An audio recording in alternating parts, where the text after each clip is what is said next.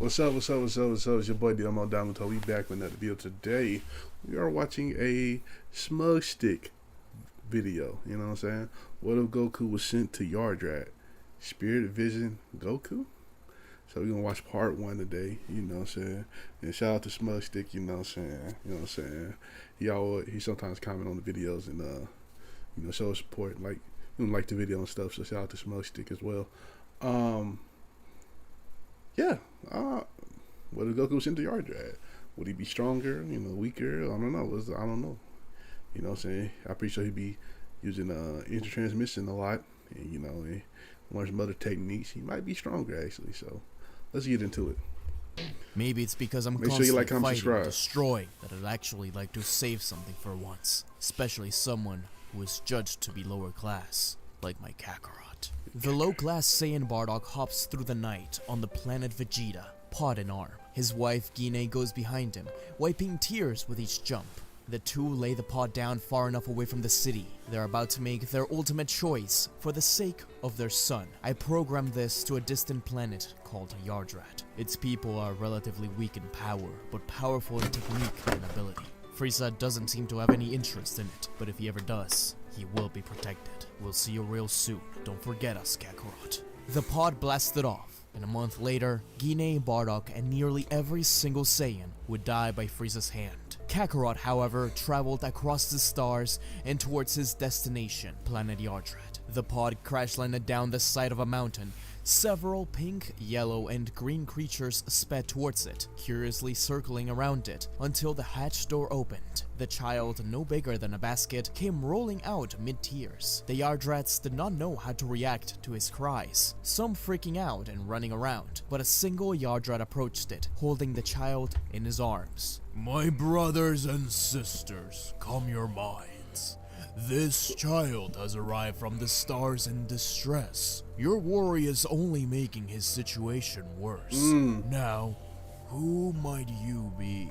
The pod had little to no information about the child. No name, no family, only a planet of origin, Vegeta.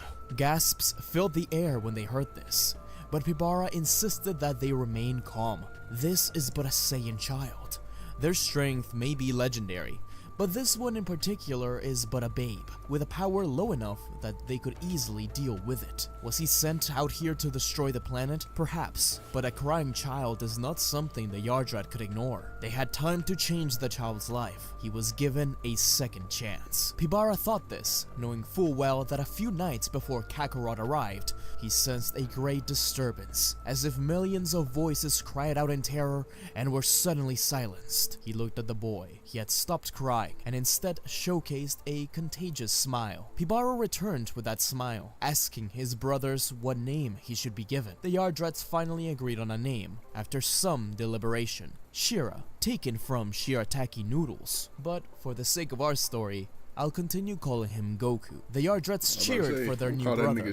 They brought him into their home, where Pibara would welcome him with open arms. Many Yardrats did not know where he came from, or who he was. Pibara largely kept it a secret as to not make his people afraid, but he raised him with care. He was violent, but Pibara knew what he was getting himself into. Any time the kid would rage out, he could simply take some of his ki with 4 spirit fission. Even so, he was difficult to deal with. Pibara and the other Yardrats raised the boy on a strict ki-based regimen. He learned a lot, and his mind slowly calmed down. He became stronger than the Goku we know as a child, especially when it comes to ki-based techniques. Even so, he could never get to the point his peers did. Pibara wondered why. Was it as simple as the fact that he was a Saiyan? That wasn't entirely wrong. Goku was always full of energy. His mind would often become unfocused, to the point where he'd fall from the high peaks of Yardrat. This caused a certain Yardrat named Hatsuka to tease and bully Goku. This was discouraged by everyone else, but Hatsuka was proud of his abilities, being able to duplicate himself at a young age, something that was reserved for higher levels. Even so, Goku took his teasing as a challenge to better himself. He wanted to prove Hatsuka wrong, and the two formed a sort of rivalry. In the end, the young Yardrat and the Saiyan boy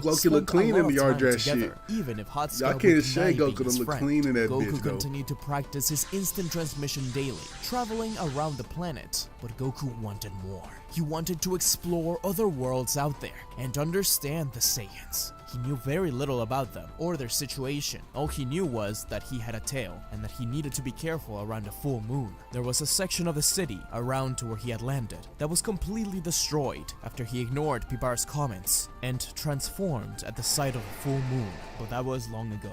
He had helped rebuild ever since then, and knows better than to let that Ozaru take him over. But there were so many mysteries about where he came from and who he was. He tried to focus on the most powerful key signature he could find. This proved to be a problem. Child, careful. You need to be able to return. But I can see it.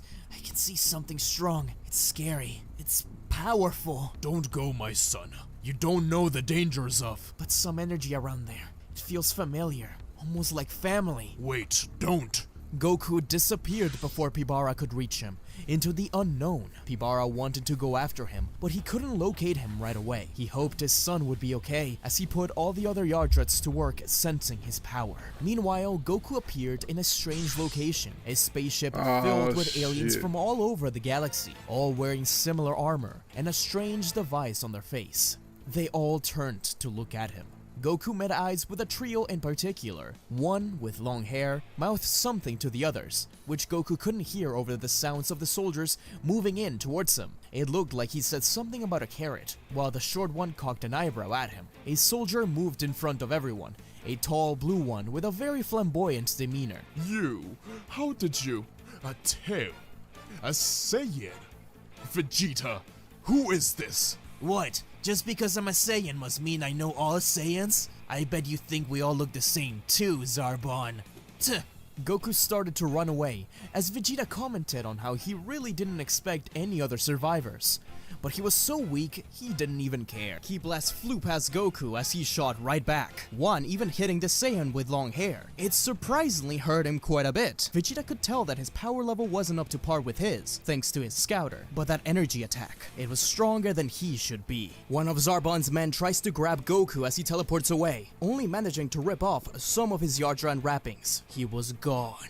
Goku reappeared in a distant planet, filled with strange, little but friendly-looking people. Goku was just glad to be out of the fire. He pulled a cloak from a rack and put it over himself. He didn't know what he was, but he was very hungry. He took an apple from a street vendor, who followed after him, yelling at him to pay for it. But just as it seemed like he was going to escape, a young boy appeared in front of him. He shot right at his feet, shooting a warning to tell him to stop, and asking him to pay for what he took. Goku timidly said that he had little money. He just appeared here. He doesn't know where he is. The other kid looked at him carefully. His face looked somewhat familiar, but he couldn't quite make it out. It was clear from the look on his face that he really didn't have any money. Without thinking much, the kid simply paid for the apple, as he asked Goku just who he was. Goku gave his Yardrat name. The young boy introduced himself. His name was Granola, and this was Planet Cereal. If he wanted food and a spaceship, he can help him. Thus, he led Goku to his home. There, a green man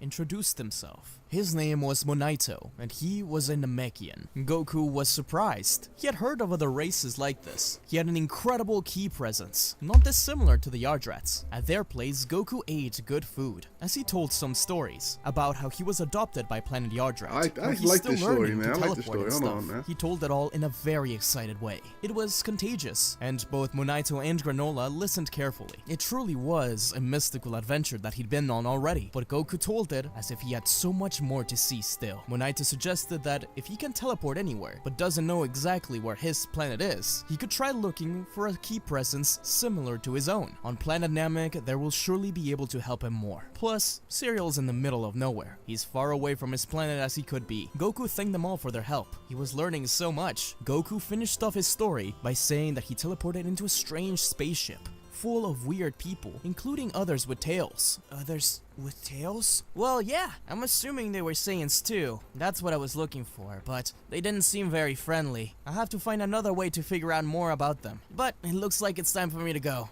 Thank you, Monaito. Thank you, Granola. I'll never forget you guys. But wait, why are you concerned with Saiyans? Me? Well, because I'm a Saiyan too. Granola finally saw that a little tail was poking out from under his cloak. Granola reached out to ask him more, to stop him from teleporting away. He couldn't believe he had just helped a Saiyan, but it was too late. Goku had teleported. Finding Planet Namek. Granola punched the floor. That could have been his last chance to know what happened that fateful day on Planet Cereal to avenge his family. But Monito stayed quiet. That kid didn't seem like all the other Saiyans, but he did seem familiar. That face, those eyes. Why did he know him? He wondered if they could ever see him again.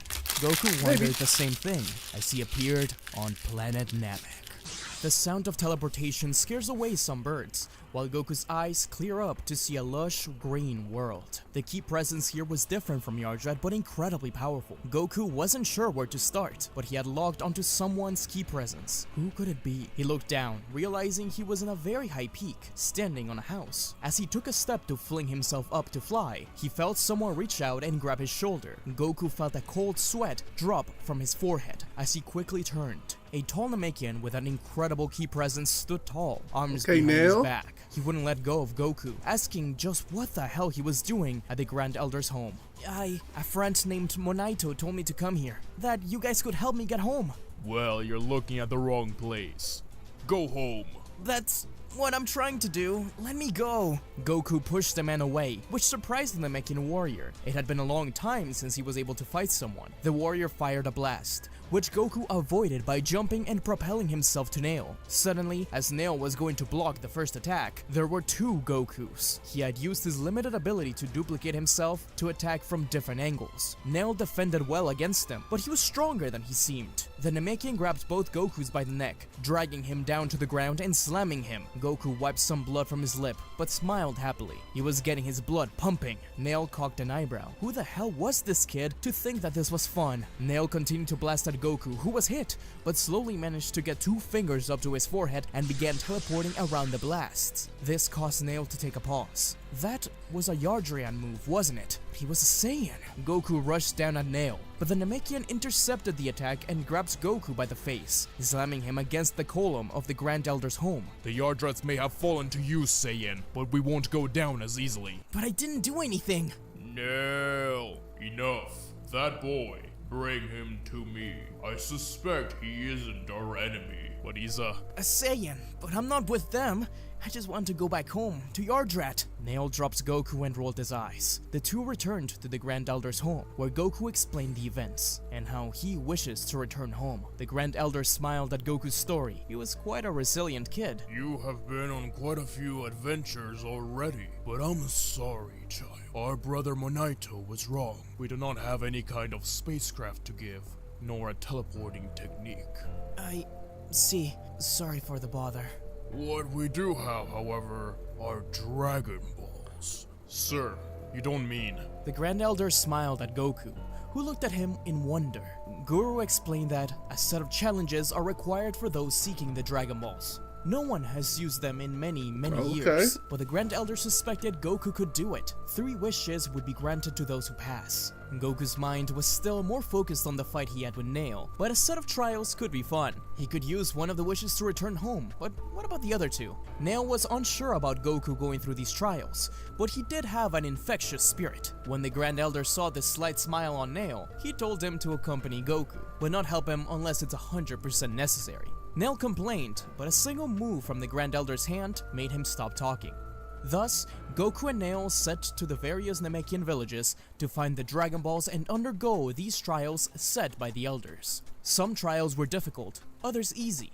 The first trial gave a false impression of how easy it would be, as he was told by the Grand Elder that he passed the first one. Help will be granted to those who seek it on Planet Namek, thus getting the first ball. This Goku is different than the one we know, so even if he isn't the sharpest tool in the shed, he is smart enough to pass tests and quizzes that require some logic. Okay, Goku. A puzzle that required math was tough for the young Saiyan, but he managed it in the end, with 1 or 2 whispers in the ear from Nail. According to Nail, he just wanted him out of the world, but he secretly liked the kid. He gained the 6-star ball. Namekians are very much community-oriented, so one of the trials was simply cultivating alongside the villages. Goku did it in a flash, but he really enjoyed it. According to the Grand Elder, the Dragon Balls are linked to every Namekian, so if you are to take something from the planet, then you must give something back. It was peaceful, as he planted crops in every single one of the villages. That's funny. Goku got the 3-star ball from this trial. Nail really got to appreciate Goku through them all. He was never scared of anything, and even though he was a Saiyan, he was more interested in learning and growing growing rather than just destroying things. Him and Nail continued to train every now and then together. After all, these tests took around a week, with Goku insisting that the next time he will win for sure. The next trial was said to be a mental one, with Goku being tasked with counting every star out there in space. Goku sits there, actually counting for a while, but then pauses, not sure how to count that high, before saying, well, there's a lot. Well, actually, there's not really enough, is there? I mean, there's still way more darkness up there than there are stars. The Namekians looked at him in surprise. He had come to that conclusion faster than many Namekians do. Goku was aware of the emptiness and the void as the main constant in the universe, despite the infinity of stars in the sky. It is that same emptiness in his mind which he will need for the next trial. For the spiritual trial, he was brought into a cave where a statue of Purunga was hidden, the statue which had been used to create the dragon in the first place. There, Goku was left alone with his thoughts to meditate. As he did, Purunga's eyes lit up. He could hear the Grand Elder's voice, but he imagined the dragon. Purunga asked him what would become of him if he died. Goku responded by saying that he'd just hang out there with other souls in Otherworld. Purunga corrected himself. That's not what he meant. When he is dead and gone, what will it mean for him to be dead? Goku thought about it, picturing himself in his Yardrat outfit. He said that he hoped his family and friends would remember him, that he's remembered for being strong. For Purunga, this was a weak answer. Though it was true, it showed that Goku was not where he should be, but the Grand Elder believed in him. The fact that he saw death as just another aspect of his life meant a great deal, but he made sure to make Goku promise to return and give a new answer once he had grown more. Goku acknowledges that he probably wasn't ready for that question, and that he will make sure to return. He was given the next dragon. The next challenge was a physical one. Goku was excited to fight, but the Grand Elder explained that it wouldn't be that simple. Up on the highest peak of the Namekian largest mountain laid a bird who guards a Dragon Ball. She never slept because of the shine of the two suns. She has a high-pitched whistle that deafens any Namekian that approaches it. He needs to find a way to get to it without having the bird become aware, and he can't attack the bird. Goku thought this was going to be easy, as he climbed up the mountain and got to the Dragon Ball. The sun blared in his eyes as soon as he was up top. The nest faced the sun directly, though the backside of it was covered with trees. No wonder the bird didn't sleep. As soon as he reached for the ball, the bird attacked. It was huge, and Goku knew he couldn't attack it. The high-pitched whistle wasn't a problem though. This test was made with Namekians in mind. Because of that, Nail couldn't accompany Goku up there. He would have lost his hearing if he did. Goku tried again and again, racking his brain for over 2 days. But everything he did made the bird attack. But why? This was a dumb physical challenge. The only physical thing he did was climb the thing over and over again. If only it would go to sleep. That's when Goku had an idea. Nail went to check on Goku, only to see a large gathering of people around him. He was doing the unthinkable. He was grabbing onto the foot of the mountain and slowly pushing it. Was he crazy? Nail yelled at Goku to stop this at once, only to realize that he had already turned the mountain halfway around, away from the sun. Nail couldn't help but be impressed by the ingenuity, so much so that he didn't stop him. Goku kept on pushing, his aura sparking up. Now this was a physical challenge. He could have destroyed the mountain if he wanted to, but turning it was different. It was impressive. It didn't take too long before it was completely turned, with the bird for the first time in a long time not directly facing the sun, slowly falling asleep. Goku reached the ball, and everyone was left in disbelief. The final trial was one everyone thought Goku would pass with flying colors. He was to sit between two Ajiza trees, a symbol of peace, age, and strength of Namek. He was to meditate and reveal to the elders the secrets of his heart. An elder with a scale stood before him, a leaf of the tree on one side and nothing on the other, though he suggested that the empty side represented the Saiyan's heart. His heart had to be lighter than a single leaf to prove his worth. The ritual took a while. It was also a test of patience in that way. At first, it was crazy to the elders, as the scale leaned to his heart being lighter, but it slowly started to dip the other way. As they began exploring just who Goku was, the darkness within began to show, the dark power of the Ozaru, and perhaps something even beyond. And Goku struggled, as Nail and the Grand Elder rooted for him. There was a boom in power, a flash of golden light, as Goku was lifted up by his raw aura. His eyes flashed green for a split second. The purity of his heart blinked in and out, as something dark seemed to seep through. Goku fell to the ground panting. He was okay. One of the elders stepped up, saying that he had failed the final trial. Nail was confused. You can't expect us to give the Dragon Ball to someone with that kind of spirit within, but the kid isn't like that. Has he not proven this through his actions? Goku stayed quiet. Nail continued to defend him, but the Saiyan stood up and moved a hand over him. Nail, it's fine. It just means I haven't trained enough. I can do it. I know I can.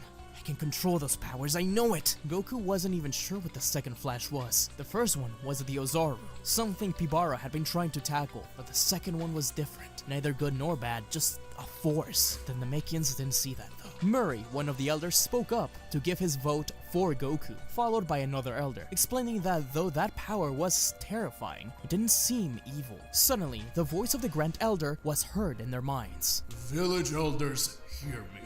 This boy has proven himself. He only wishes to return home. This trial was made to see who it is we're giving the Dragon Balls to, not for us to judge them unfairly. Now, please obtain the 4-star ball and return to me. Goku couldn't believe it. As he cheered loudly, Nail smirked, taking him to the Grand Elder. The elder who spoke up against Goku handed the Dragon Ball over. They were all loyal to the Grand Elder after all. Nail summoned the dragon, with Goku unable to believe his eyes at the enormous, muscular dragon appearing before him. He was a lot bigger than he imagined. Nail asked Goku for the 3 wishes, but still Goku couldn't think of anything but one. Nail insisted that he must use them. I wish for the crops we planted to grow healthy, that the planet and its people can enjoy the fruits of our labor. Nail and the Grand Elder were surprised. Did this kid not want anything for himself? Through his adventures, Goku had learned the value Goku's not of selfish, Namek man. and its people, but beyond that, He's like he he just just want a wanted good to go fight. home. The Grand Elder was proud, as he nodded at Nail with approval. Nail recited the wish, as a reign like never before began on planet Namek, giving life to the whole world. After a terrible drought years ago, this was truly a magnificent wish. Nail told Goku that he still had 2 more. Better make them good. He can wish for stuff for himself. Goku thought about it for a second, and finally settled. If he had to wish for something, then it would be for lots of food, just like the one Monaito made for him. He'll take it home and maybe force the Yardrats to improve their menu. The Grand Elder laughed, and the second wish was fulfilled, as a pile of food landed by Goku, who instantly dug in. Well, thanks everyone. I will be sure to visit soon. My final wish is... Wait, child. I have something for you. You have truly proven yourself But unlock his as potential. Namekian in spirit. So, beyond what you've gotten, I give you all of that, plus a little extra. The Grand Elder placed a hand on Goku's head as he felt his energy explode. This was the most incredible boost the Grand Elder had ever seen. Could he defeat Nail now? No, not yet. But he definitely could one day. Goku smiled at the Grand Elder, lifting his fist up for a bump. The Grand Elder was confused but responded with the same fist bump. Goku turned to face Nail, revealing that on his back was now the Namekian symbol for strength, the Ajiza tree. I'll take a second to say that no, this isn't like Goku getting orange or anything like that. Right. I just wanted to allude to it and have the symbol represent his bond with the Namekians, before one of you asks. Anyways, Goku said goodbye to his friends, making Nail promise to train, as It would be next a time dumbass he to will ask. win. A flash of light engulfed him and the food, as finally Goku returned home to planet Yardrat. Hatsuka saw him first, running with a huge hug. The Yardrats began to gather, asking him where he was and how he found his way back. Goku told them the story as Pibara made his way to the front. He smiled at his son, explaining that when he first got to Namek, he sensed his presence. He could have gotten him, but it felt like Goku was doing something important. He assumed Goku could feel his presence too, couldn't he? Goku chuckled. Perhaps he did sense him from Namek. Pibara laughed, proud of him. It was clear that his trials had proved him to be stronger than ever before. It was time to continue his training. It was time for him to find a new master. Hatsuka gulped. He didn't mean... That's right. You have to seek out Master Soba. The crowd went quiet, but Soba. Goku was more excited than ever. Once he masters his techniques and grows a bit more, he could fight Nail again and find out more about the Saiyans. The Yardrats stayed quiet in confusion. Even after all that, Goku still wanted more? But Pibara, the Grand Elder, and Nail all knew that Goku would one day play a role in the fate of the universe. He just needed some help along the way. Okay. On the Frieza spaceship Goku landed at a few days before, Zarbon approached the throne room. The Emperor didn't turn around as the soldier explained. Lord Frieza, that kid that appeared here, we analyzed his chest wrapping, no doubt about it now. Those were Yardrat rags he was wearing. A Saiyan living on Yardrat.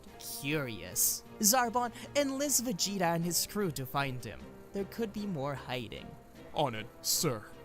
Oh shit. I ain't gonna lie, that was a good first chapter right there. Like, I'm sorry if I wasn't talking much, cause I was really into it. But shout out to SmugStick, man. He always coming with bangers, you know what I'm saying? And make sure y'all check out, you know, another SmugStick story right here.